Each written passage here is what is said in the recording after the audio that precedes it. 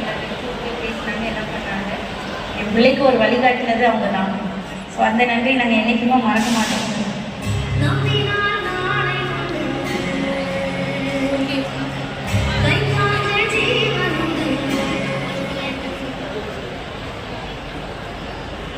பெண் குழந்தைங்க எனக்கு இப்போ 2 குழந்தைக்கு அம்மாவாக நான் அந்த இடத்துல உயிரோடு நிற்கிறதுக்கு முக்கிய காரணமே நீங்கள் கொடுத்த உயரிய ஊக்கத்தொகையிலான 5 லட்ச ரூபாயில் தான் சார் நான் உயிரோடு நிற்கிறேன். ஏன் அப்படின்னா